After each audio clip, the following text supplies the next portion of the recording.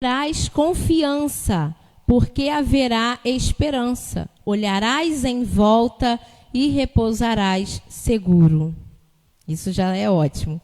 Verdade prática, segundo as Escrituras, até mesmo o justo passa por tribulação. Tivemos a nossa leitura diária, né, de segunda a sábado.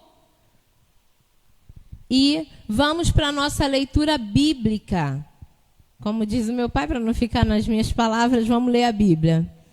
Jó 11 diz assim: Então respondeu Zofar, o naamatita, e disse: Porventura, não se dará resposta à multidão de palavras? E o homem falador será justificado? As tuas mentiras se hão de calar os homens? E zombarás tu, sem que ninguém te envergonhe? Pois tu disseste: a minha doutrina é pura, limpo sou aos teus olhos. Mas, na verdade, prouvera a Deus que ele falasse e abrisse os seus lábios contra ti, e te fizesse saber os segredos da sabedoria, que é multíplice em eficácia, pelo que sabe que Deus exige de ti menos do que merece a tua iniquidade. Porventura, alcançarás os caminhos de Deus, ou chegarás à perfeição do Todo-Poderoso? Como as alturas dos céus é a sua sabedoria, que poderás tu fazer? Mais profunda é ela do que o inferno, que poderás tu saber? Mais comprida é a sua medida do que a terra, e mais larga do que o mar. Se ele destruir e encerrar, ou juntar, quem o impedirá? Jó 20. Então respondeu Zofar, o naamatita, e disse: Visto que os meus pensamentos me fazem responder, e eu me apresso. Eu ouvi a repreensão que me envergonha, mas o espírito do meu entendimento responderá por mim. Porventura não sabes tu que desde a antiguidade, desde que o homem foi posto sobre a terra, o júbilo dos ímpios é breve, e a alegria dos hipócritas apenas de um momento? Ainda que a sua altura suba até o céu, e a sua cabeça chegue até as nuvens, como seu próprio esterco perecerá para sempre. E os que o viram, o olho que o viu. E te pedimos, ó Deus, que o Senhor fale aos nossos corações, abra o nosso entendimento, ó Deus, para que nós possamos compreender tudo aquilo que vai ser dito, para que nós possamos compreender as tuas palavras, ó Deus, que estão proferidas na tua palavra, que é a Bíblia. Abençoa-nos nessa manhã, abençoa esse estudo em nome de Jesus. Amém. Bom, já nem vou comentar desde a leitura bíblica, senão eu vou contar todo o estudo e aí eu vou encerrar em 5 minutos. Comentário da introdução. Eu falo também bastante, menos que o meu irmão, mas eu falo bastante. Nesta lição, veremos o discurso de Zofar, que foi o amigo de Jó, o último dos debates a ficar falando lá e acusando Jó. Ele insistirá na tese de que o justo não passa por tribulação, à semelhança do que pensavam os seus amigos. Dois discursos suficientes para derramar seu ressentimento contra o patriarca.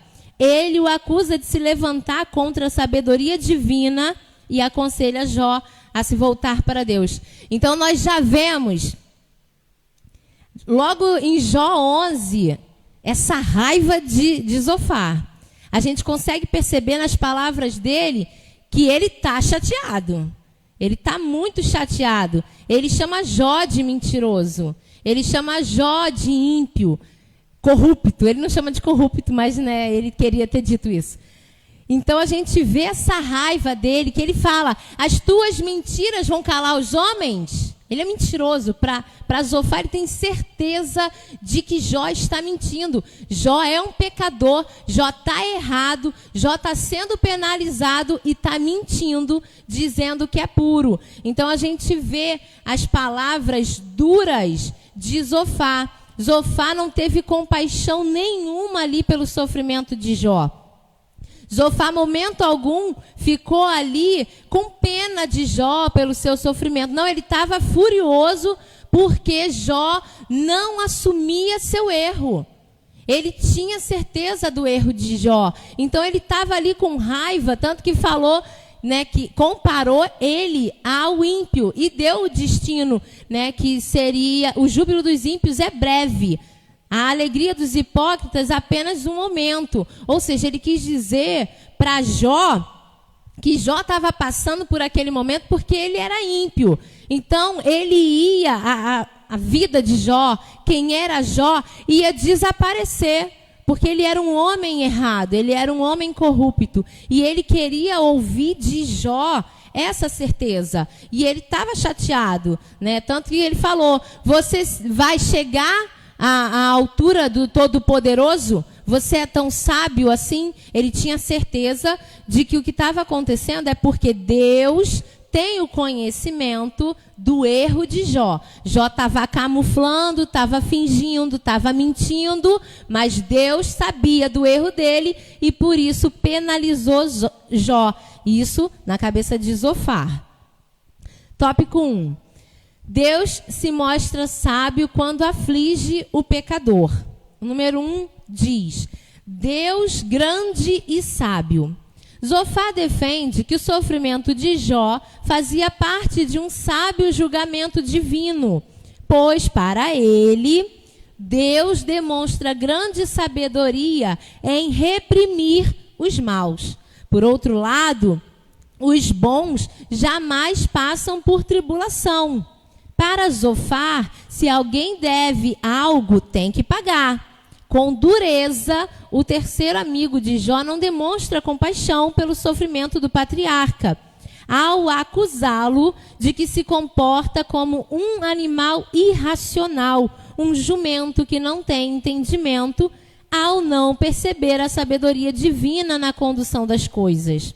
Para Zofar, Jó valeu-se na sua defesa de palavras exageradas, desrespeitosas, cheias de justiça própria e ignorantes sobre as coisas de Deus. Então, Zofar tinha certeza de que Jó estava ali achando, né, dizendo tanta pureza e achando que aquilo ia esconder a sabedoria de Deus, que Deus sabe de todas as coisas. Então, se Jó estava sendo penalizado, é porque Jó conhecia o erro de...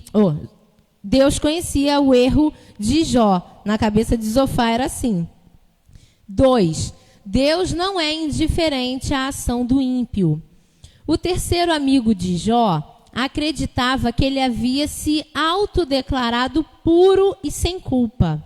Está lá em Jó 11:4, né, 9:21, 10:7.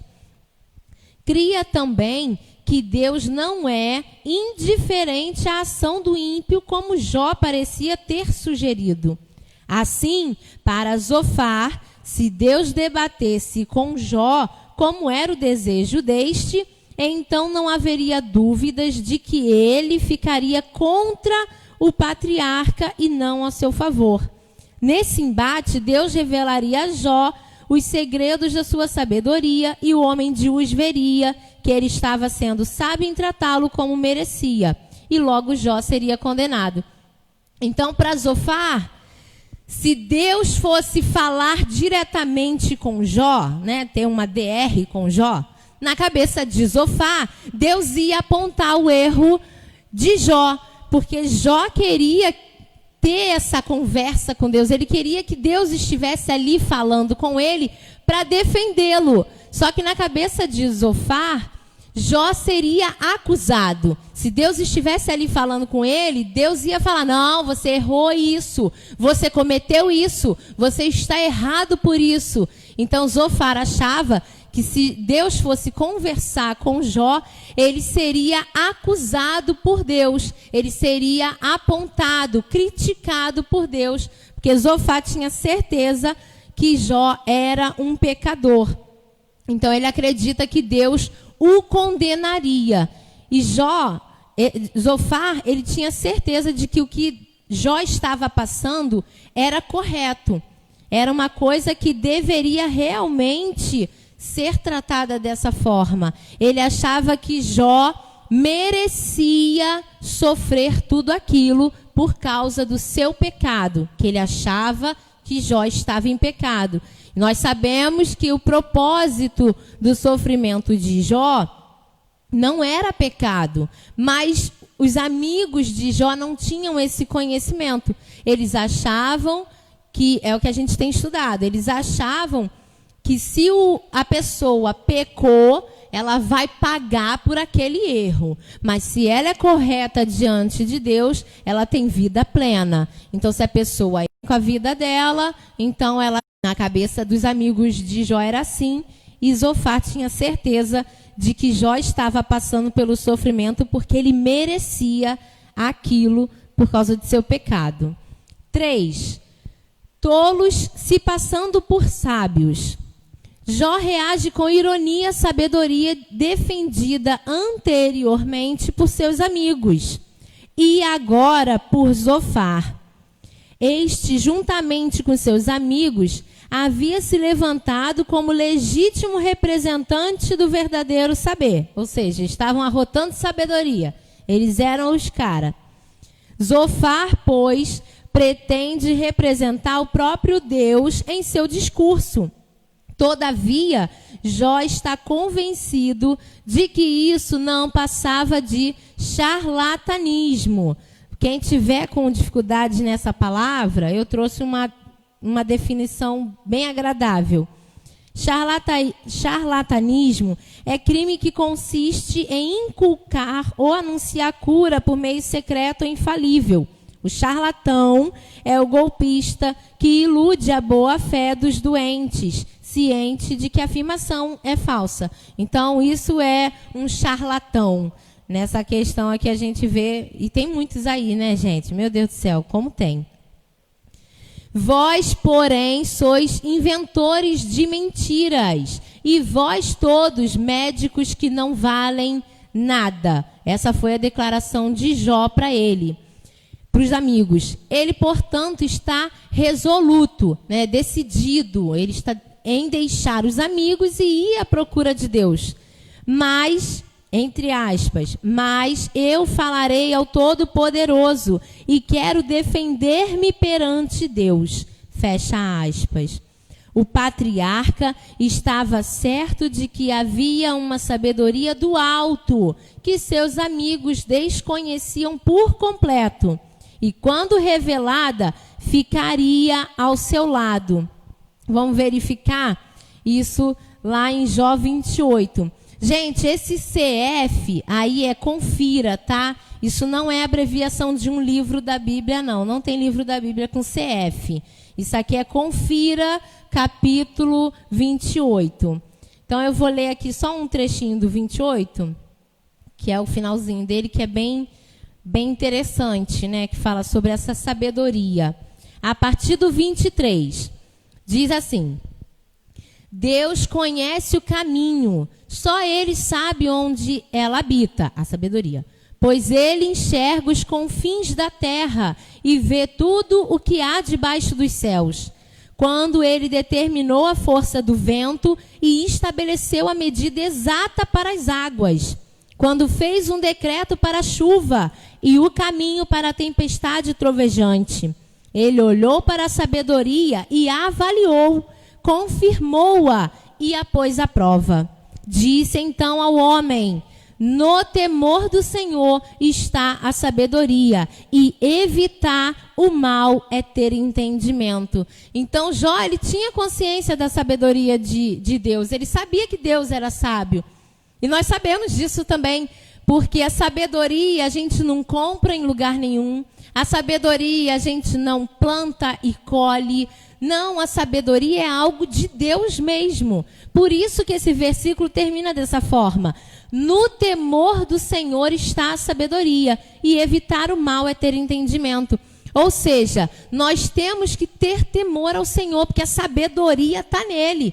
E maior sabedoria do que isso não há. Não há ninguém que saiba mais que ele. Não há ninguém que entenda mais que ele, porque foi ele que fez tudo.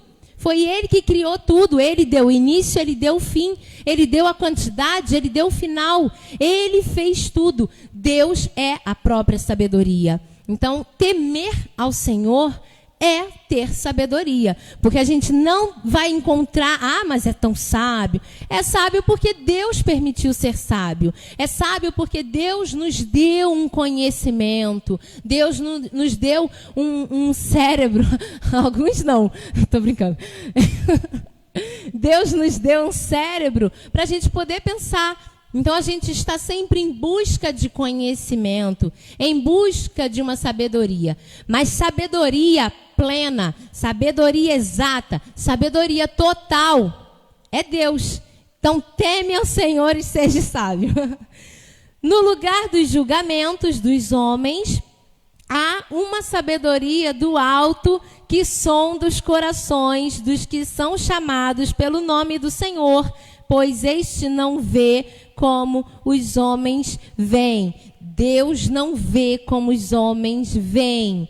Nós mostramos o que queremos mostrar, nós mostramos o que não conseguimos esconder, mas Deus tudo vê, Deus tudo sabe. Existe sabedoria em homens, mas não se compara à sabedoria de Deus. Tópico 2. A conversão como resposta à aflição. Número 1. Purificação moral. Nos versículos 13 a 20 do capítulo 11, Zofar conclui seu discurso sobre a situação de Jó. Ele não tem dúvidas de que o patriarca está em pecado e, por isso, a única forma dele se reestabelecer é por meio de uma purificação moral. Zofar, portanto, conclama Jó ao arrependimento e conversão. Ele enumera 3 passos para que isso aconteça: conduta correta, oração e renúncia ao pecado. Está lá no versículo 13, né, e no 14. Ele diz que Jó precisa mudar a conduta dele, orar a Deus, né, levantar suas mãos, orar a Deus e se afastar do pecado. Ele deu esses três passos para Jó. Você precisa mudar a sua conduta, levantar suas mãos, orar a Deus e se afastar do pecado. Então, segundo Zofar, se Jó cumprisse essas condições, reconhecendo que estava em pecado, Deus o restauraria da sua miséria. Entretanto, a ideia de arrependimento de Zofar é mais de natureza externa do que interna. Era um ritual. O que está em vista é uma teologia de moralismo salvítico, em vez da graça divina. Nesse aspecto, o arrependimento não passava de um mero ritual. Na teologia de Zofar, a simples prática desses ritos traziam consigo o poder de conferir o favor divino. Na verdade, isso era o que se conhece hoje como legalismo religioso. Então, para Zofar, bastava Jó se afastar do mal, orar a Deus, né, e pronto. Ele ia ter todas as bênçãos divinas e, né, declarar o seu pecado. Mas a gente vê que isso seria só um ritual, não seria um arrependimento de fato, né? Porque tem muitas pessoas que elas podem até se afastar do pecado, mas amar o pecado. Nem precisa dizer se concorda. Mas tem pessoas que falam que não cometem algum tipo de pecado, porque elas não querem cometer aquele pecado, né? Assim, não, Deus vai se afastar de mim se eu cometer aquele pecado. Mas não quer dizer que o coração dela está limpo daquele pecado. Não estou falando de fragilidade, que nós todos os dias temos que nos fortalecer para andar nos caminhos do Senhor, né? Nos afastar do mal. Não é isso que eu estou falando. Eu conheci há uns anos atrás uma pessoa que trabalhou comigo, e ela era evangélica já há uns 200 anos, E ela, toda vez que a gente ia almoçar, ela falava assim, porque eu não me arrependo de nada que eu fiz, que eu curti, eu fui para show, eu dancei muito, eu beijei muito na boca. E ela era crente. Tudo bem, ela viveu a vida dela, mas aí numa roda de cristãos, ela fica falando, eu não me arrependo de nada. Gente, pelo amor de Deus, vamos se arrepender, né? Que beijou muita boca, não precisava ninguém saber disso. Que dançou muito no show, não precisava ninguém saber disso. Então, aos olhos humanos, a gente olha o que a pessoa não está fazendo, porque ela aprendeu que aquilo está errado. Porém, o coração dela talvez queria estar lá fazendo. Que ela já nem se arrepende por ter feito. Ela acha que ela curtiu. Eu curti. Ela falava assim, eu curti muito a minha vida. Agora eu sou crente, mas eu aproveitei tudo. Gente, não pode, não dá, assim fica difícil, né? Então, a gente vê que o que Zofar estava propondo era muito mecânico. Era muito ritual. Se você fizer assim, assim, Deus te abençoa. Não é isso, é uma entrega. É você verdadeiramente se desprender daquilo que te afasta de Deus. É você abrir mão realmente daquilo que está tirando sua comunhão com o Senhor. Isso é uma mudança interna. Uma mudança externa é só para mostrar para os outros. Ninguém vai ver o que eu estou fazendo. Aqui é só de madrugada, ninguém sabe. Não, aí está errado. Não é para mostrar para as pessoas que a gente tem vida com Deus. A gente tem que provar para Deus que a gente tem vida com Ele. 2. É possível negociar com Deus? Estudiosos destacam que Zofar tenta induzir Jó a negociar com Deus a fim de se ver livre das suas dificuldades. Era exatamente isso que Satanás desejava que Jó fizesse. O diabo acusou Jó de ter uma fé interesseira, com base nas promessas de prosperidade em troca de sua obediência. Se Jó tivesse seguido o conselho de Zofar, teria feito exatamente o que o inimigo queria. Gente, Satanás atacou a vida de Jó porque ele queria tentar provar para Deus que Jó só era obediente porque queria as bênçãos do Senhor. Não que ele amava a Deus, não que ele tinha realmente um coração voltado para o Senhor. E se Jó fosse fazer o que Zofar propôs, ele estaria declarando que Satanás estava certo. É por isso que a gente tem que ter muito cuidado com as nossas atitudes, com as nossas palavras, porque às vezes a gente acaba testificando o que o diabo quer. Nem era aquilo, mas a gente, por um impulso, ou por falta de sabedoria, ou por fraqueza, a gente acaba permitindo com que aquilo que Satanás lançou sobre a nossa vida vire verdade. E era isso que ia acontecer. Se Jó tivesse declarado tudo que Zofar estava propondo, ele estaria ali assinando o que Satanás falou para Deus lá. Será que não é por causa da prosperidade que ele te obedece? Né? Será que ele não é assim, tão coladinho contigo, porque o Senhor dá bênção para ele? Porque o Senhor dá bênção para ele? Gente, eu pedi água, que o diácono Antônio esqueceu de mim hoje.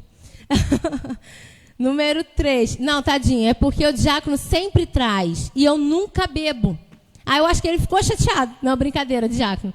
Aí ele não trouxe hoje, porque ele sabia que eu não ia beber. Mas é porque eu tô rouca, então tá aqui.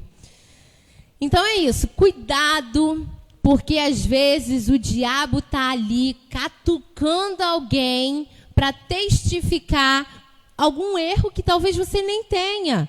Alguma falha que nem era sua. Então, a gente precisa ter esse cuidado, porque olha só, Zofar era amigo de Jó. E esse amigo estava ali fazendo Jó ficar chateado. Então, cuidado, porque nem todo amigo é amigo. Cuidado, porque tem amigo que se deixa levar. Zofar podia ser realmente um amigo ali de Jó, mas no momento ele estava sendo influenciado para fazer com que Jó fraquejasse nesse sentido. Então, 3. A angústia de Jó. Diante das insistentes acusações dos amigos e do silêncio de Deus, Jó dá sinais de desânimo. Está lá no capítulo 12 e no 13. Ele manifesta de vez toda a sua condição humana. O justo sofre. Se Jó seguisse o conselho de Zofar, estaria assinando um termo de confissão, assumindo algo que não havia feito. Ele sabia de sua integridade. Eu até sublinhei isso. Ele sabia de sua integridade. E por isso não se sujeita a esse capricho do amigo.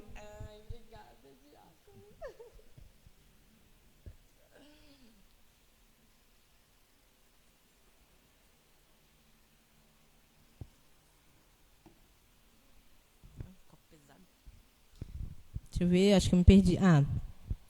Ele sabia de sua integridade e, por isso, não se sujeita a esse capricho do amigo. Isso o lança num dilema angustiante. No capítulo 14, ele demonstra que sua esperança está desvanecendo, comparando-se a uma flor que é cortada, uma sombra que desaparece, e um empregado que trabalha, mas que logo é dispensado. Qual o sentido da vida nessas circunstâncias? Haveria esperança? Jó parece estar desiludido. A gente vê que ele estava se sentindo um nada, né? Ele estava se sentindo pior dos piores, porque eram tantas acusações em cima da sua integridade que ele já estava achando que nem valia mais a pena ele declarar que era justo, porque estava todo mundo contra ele, não tinha ninguém ali, nem Deus estava ali falando, gente, porque ele é justo. Então ele estava se sentindo fracassado por completo. Até mesmo uma árvore, quando tem seu tronco cortado, volta a ter brotos novamente. Mas isso não acontecia com o homem. Nesse aspecto, o homem se assemelhava mais à água que evapora ou que se infiltra na terra. Diante desse quadro, Jó se pergunta, abre aspas, morrendo o homem, porventura tornará a viver? Fecha aspas. Era a pergunta de um homem crente e piedoso, porém angustiado, que não tem medo de expressar a sua verdadeira condição humana. Então nós podemos ver aqui que Jó já estava no limite. Jó, ele tinha o sofrimento das suas perdas, ele tinha que lidar com toda aquela dor que ele estava passando, a enfermidade do corpo dele, e ele ainda tinha que lutar por todas aquelas acusações que se levantaram contra ele. Então a gente pensa, para a nossa vida, nós, nos nossos dias atuais, como nós vivemos, se ficam ali, vão lá na nossa porta para ficar acusando a gente de alguma coisa. Nos abala? É óbvio que nos abala. Agora você imagina uma pessoa que perdeu tudo, uma pessoa que está sem filho nenhum, uma pessoa que está enferma, está sentada no pó das cinzas, aonde as pessoas rejeitadas ficavam, aonde os animais iam para morrer. Jó estava naquele lugar, naquela condição. E ele ainda tinha que lidar com pessoas criticando ele em todo o tempo. Pessoas acusando ele todo o tempo. Então a gente pensa nessa fragilidade. Um homem que, aos nossos olhos, não tinha mais motivo para viver. Viver para quê? Para ficar só ali ouvindo todo mundo dizer que ele era pecador? Um homem que buscava a Deus todo o tempo? Um homem que clamava a Deus pelos seus filhos? Gente, às vezes a gente esquece de pedir pela gente, ele ainda pedia pelos filhos, pelos outros. Então, a gente vê que esse homem era tão devotado, esse homem ele era tão correto diante de Deus e tinha que lidar com suas dores, com suas perdas e com as palavras negativas que estavam sendo levantadas contra ele, contra as acusações que estavam sendo lançadas para ele. Então a gente vê como este homem sofreu, como este homem passou por dor. Porque quando a gente está num momento difícil, a gente quer logo um amigo, né? Ou corre logo para a mãe. Filho é assim, né? A gente está num momento difícil, a gente quer um abraço, a gente quer um carinho, a gente quer aquela palavra, estou contigo, não, eu te amo e tal. A gente quer aquela ajuda, aquele consolo. Então imagina uma pessoa que perdeu tudo. Ele queria um consolo, gente, e ele só teve crítica, ele só teve acusação, as pessoas jogando na cara dele que ele estava errado, querendo que ele assumisse um erro que ele não cometeu. Tadinho de Jó, gente. De Zofar.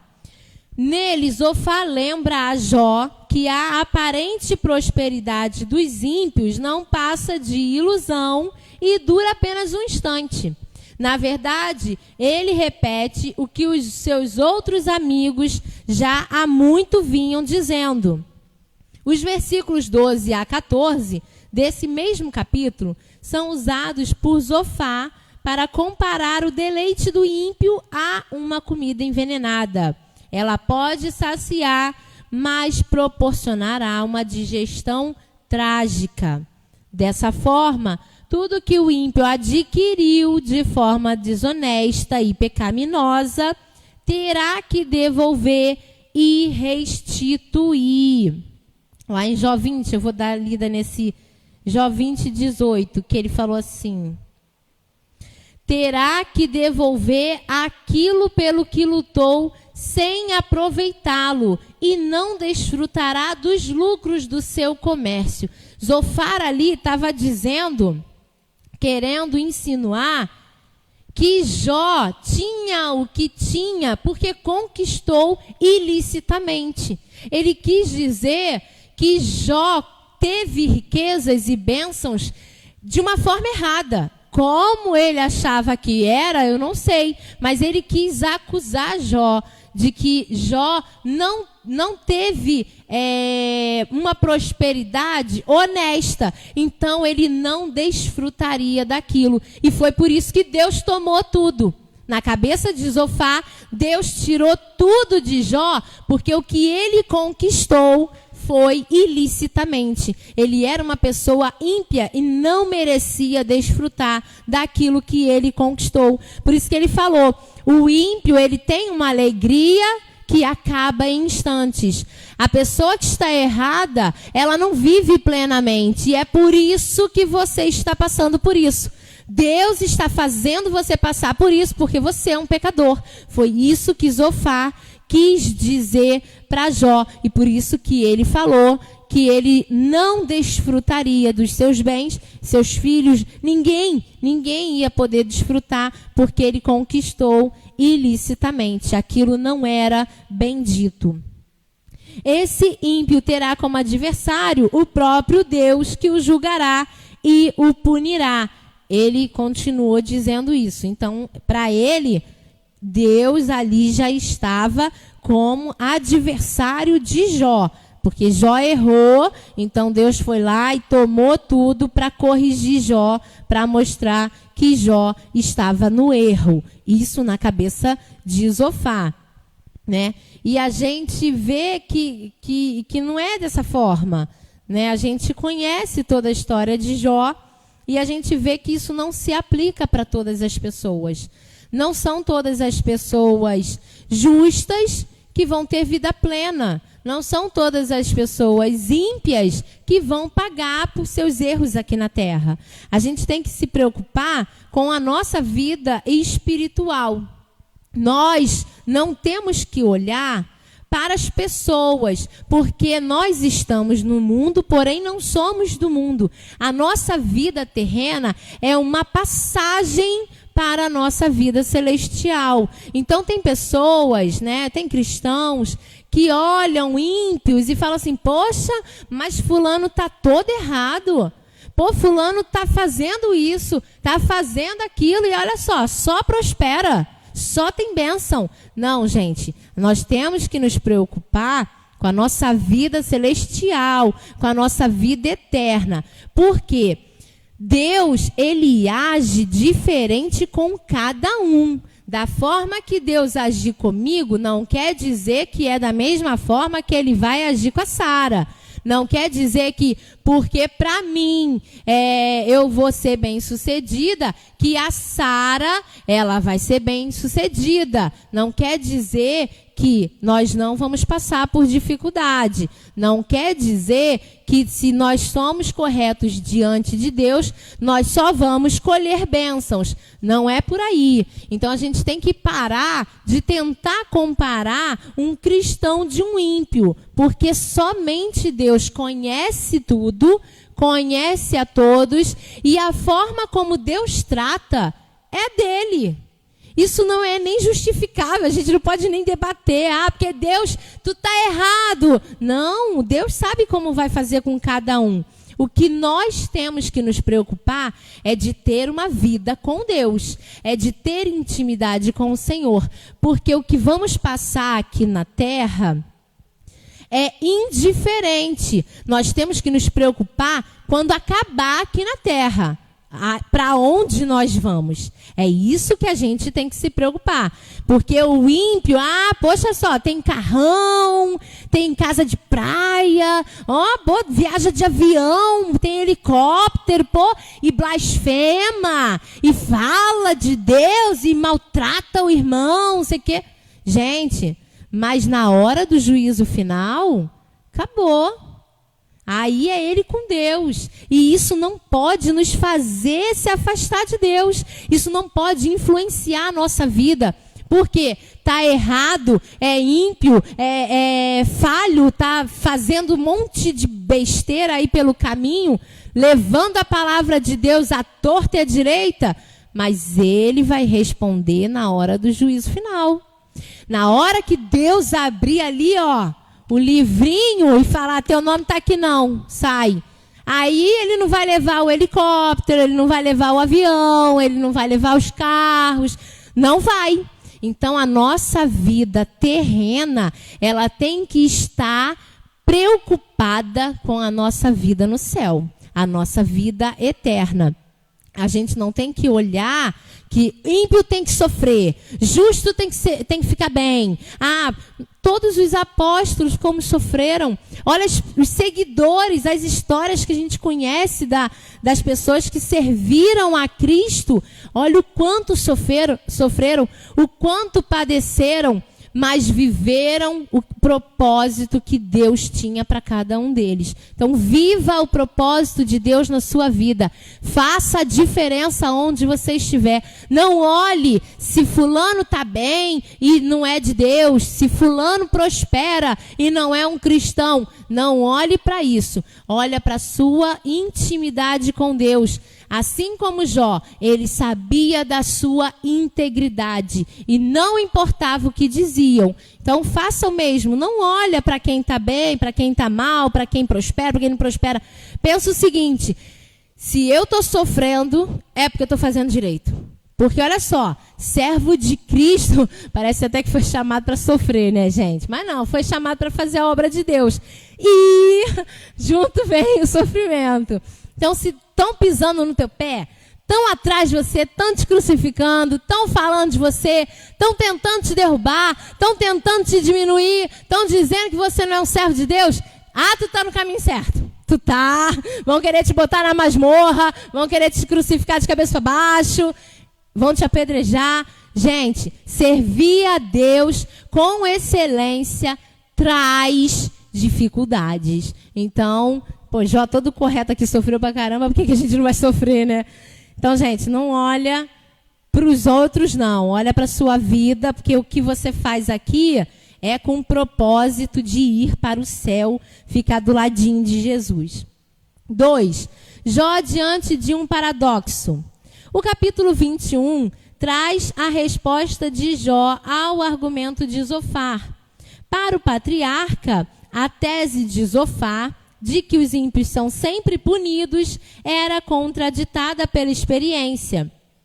Os ímpios poderiam sim ser punidos, mas isso nem sempre parecia acontecer conforme descrito. Abre aspas.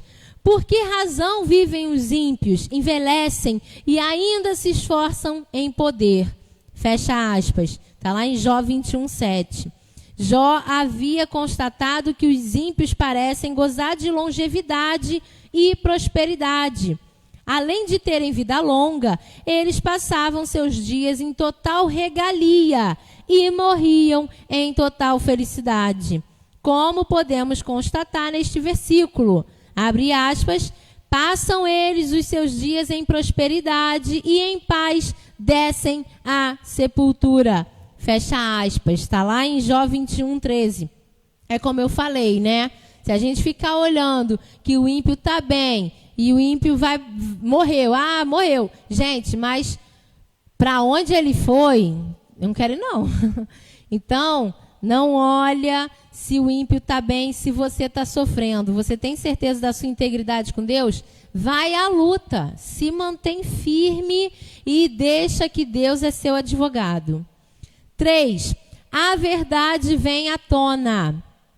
A lei da retribuição não se aplica a todas as esferas da existência humana, nem explica os caminhos soberanos do Altíssimo, pois Deus também, abre aspas, faz que o seu sol se levante sobre maus e bons, e a chuva desça sobre justos e injustos. Fecha aspas, está lá em Mateus 5:45. Então, da mesma forma que o sol nasce para você, vai nascer para o ímpio. Da mesma forma que vai chover para você, vai chover para o ímpio. Isso não se aplica a ímpio e justo. Eu sou certo, eu vou ter isso. O ímpio é errado, ele não vai ter aquilo. Não, isso não se aplica. Vive sua vida com Deus, não olha para quem está errando, ajuda quem está errando a acertar. Se não der, vida que segue. Vai fazer o seu ID lá, vai cuidar da sua vida com Deus. Conclusão. Não, eu estou no 3. A verdade vem à tona. Não estou. Eu estou na conclusão mesmo. Conclusão. Vimos como Jó continua sua defesa contra os argumentos de seus amigos, que insistem em acusá-lo de pecado. Ele está convencido de que é inocente e que não cometeu nada que justifique tamanho sofrimento. Os amigos de Jó, por desconhecerem as razões do seu sofrimento, o acusam de forma impiedosa. E o patriarca, por desconhecer a ação de Deus nesse episódio, chega ao limite do desespero e desesperança. Todavia, como das outras vezes, mesmo angustiado e não sabendo como Deus permite tudo isso, Jó não diz palavra blasfematória contra o seu Criador. Ele estava sofrendo, ele estava em desespero, ele estava ficando desesperado, desesperançoso. Era só crítica em cima de crítica, acusação em cima de acusação. Mas momento algum ele deixou de acreditar na integridade dele com Deus. Momento algum ele aceitou as acusações e foi contra Deus. Então, seja forte como Jó.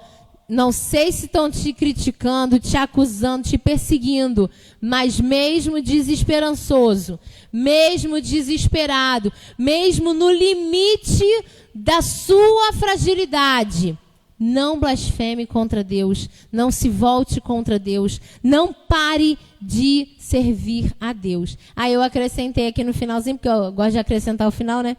Aí eu botei assim, não blasfeme e não dê ouvidos a acusações. Deus te conhece.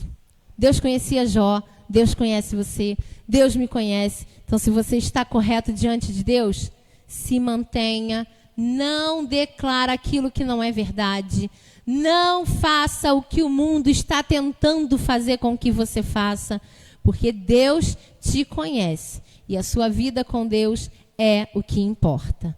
Amém? Agora vamos nos preparar para a ceia. É isso?